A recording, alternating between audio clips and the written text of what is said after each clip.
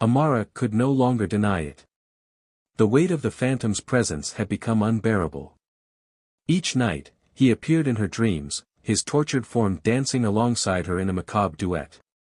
His whispers, once faint, were now full of urgency, imploring her to dance with him, to give herself over to him completely. She couldn't keep going like this. She had to find a way to break the curse, or it would consume her just as it had consumed Isaac and Marie. The thought of dancing with him, of opening herself to such a violent, anguished spirit, terrified her. But what other choice did she have? The moment she woke up from a restless night, Amara knew she had to go back to Ms. Rosa. She needed more guidance, something to help her prepare for the final battle, something that would give her the strength she so desperately needed.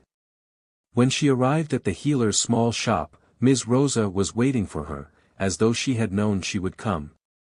The old woman's eyes were full of understanding, yet they were tinged with sadness, as if she already knew the price Amara would have to pay.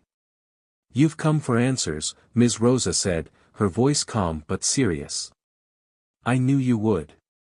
But you need to understand something very important. This is not just about dancing. It's about connecting to the city's soul, to Isaac's pain, and to your own. You must face him, not just as a dancer, but as a woman who understands love, loss, and the power of forgiveness." Amara frowned. "But how can I forgive a spirit that's been terrorizing me? How can I forgive him when he's driven me to the edge of madness?" Ms. Rosa sighed. "Forgiveness is not for him. It's for you. You cannot break the curse until you let go of your own fear and anger. Isaac's soul cannot rest until you are able to dance the way he once did, with freedom, with love, and with the courage to release yourself from the chains of your own emotions." Amara shook her head. "But I'm not like him. I'm not an artist like Isaac. I'm just a dancer trying to make a living in a city that doesn't care about people like me." Ms. Rosa smiled gently, her eyes softening. "You're more like him than you think. Both of you carry the same fire. You have the same passion in your soul. But you've been holding it back, letting fear control you. It's time to let it all go. You must perform the dance, his dance, in its purest form. And when you do, you will set yourself free." Amara felt a lump form in her throat. How could she ever be free of the phantom's haunting? Could she really forgive him? Could she dance in a way that would allow both of them to find peace? Ms. Rosa handed her a small, weathered journal. "This is Isaac's. It contains his final writings. He wrote about his love for Marie, about his guilt, about his last moments before he died. Read it. You will understand him, and you will understand what you must do." Amara clutched the journal tightly, the weight of it heavy in her hands. "I'll do whatever it takes," she whispered, though part of her still doubted. The night had come. Amara stood in front of the theater, the abandoned building where Isaac's tragic death had occurred. The air was thick with humidity, and the usual sounds of the city seemed muted, as if the world was holding its breath. She knew this was where it would end, where she would finally face the phantom and break the curse. Her heart was racing as she made her way through the darkened hallway, her footsteps echoing against the walls. She opened the doors to the stage, the creaking sound like a warning. The space was just as she remembered, dilapidated, haunted by the ghosts of a love lost. And there he was. Isaac, his spectral form standing tall at the center of the stage, watching her. His eyes, once filled with anger, were now soft, mournful. The phantom's presence was overwhelming, filling every corner of the room with an eerie, charged energy. She could feel his pain, his longing. He wanted peace, he needed it. But he could not be freed until she completed the ritual, until she danced with him as he had once danced with Marie. Only then would the curse be broken.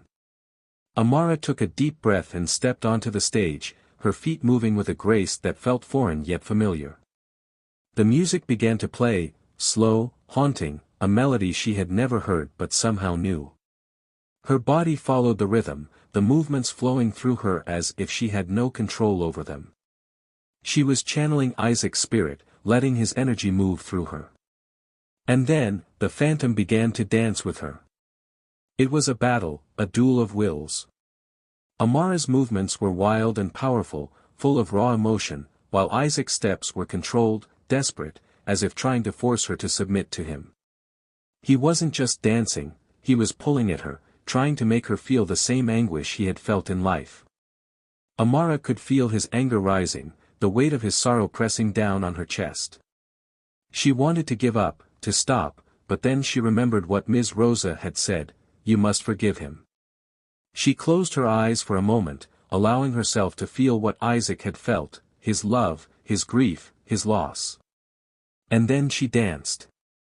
This time, her movements were different. She wasn't fighting him. She was dancing with him, not as an enemy, but as a partner. The rhythm between them became one, two souls, bound by pain but also by an undeniable connection. She let go of her fear, her anger, her doubt, and embraced the dance as a form of release, of freedom.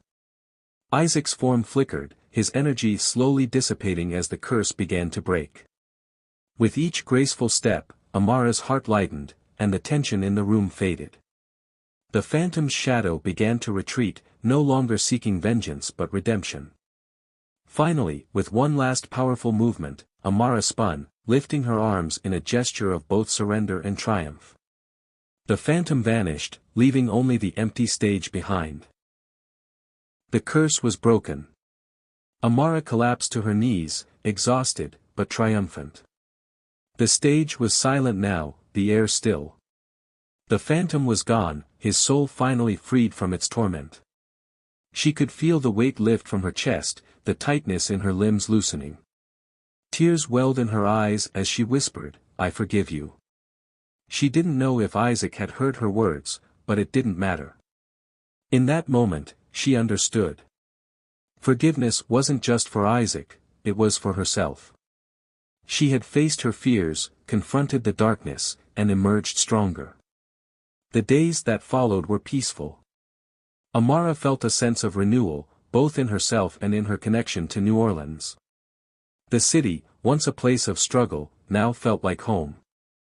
The streets that had once felt so empty and hostile now seemed alive with possibility.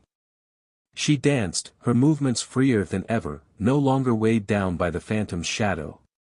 Her performances were powerful, filled with the energy of her own spirit. And as she performed, she felt Isaac's presence, not as a haunting figure, but as a spirit at peace. Amara knew that her battle was over. The curse had been broken. And now, she was free. The phantom's shadow had faded, but in its place, she had found her true self, a dancer, a woman, and a force to be reckoned with. Thank you for watching. If you enjoyed the story, don't forget to like, subscribe, and hit the bell for more thrilling tales. Check out the videos appearing on your screen now for more suspenseful adventures. Stay tuned, and see you in the next one.